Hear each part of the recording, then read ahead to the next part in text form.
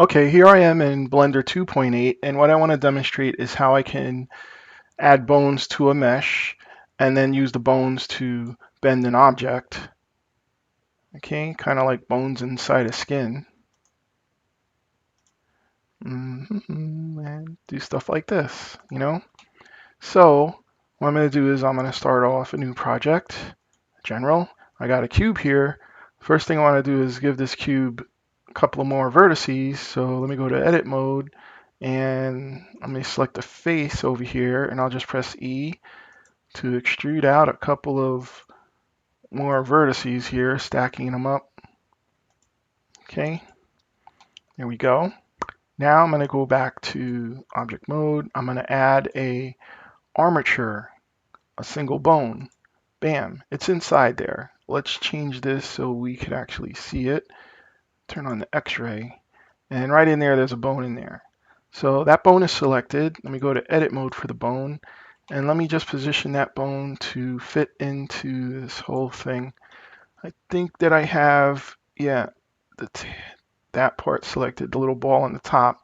I'll just drag it up to the top, and I'll make sure that the other one, yep, it's there at the bottom. Okay, so that's one bone, which ain't gonna do much for bending stuff. So I'm gonna have the bones selected. And now I am going to right click and subdivide the bone into two bones. Or I could use this here and do the subdivide again and get 3 or 4. Okay, so now I have the bones and they're positioned inside my mesh. Now I just have to associate these bones to the mesh. So let's look here in the collection. First I'll select the cube. Let's select the cube. Oh, we gotta go back to object mode, sorry. First I'll select the cube, and then I'll shift and select the armature as my second thing. So now they're both selected.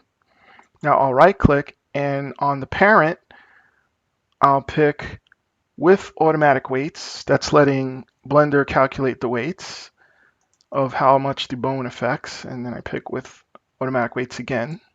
Okay.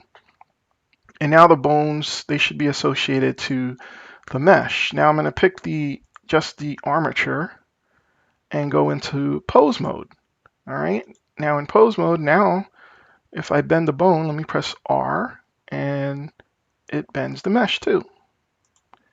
Okay, R, it bends the mesh.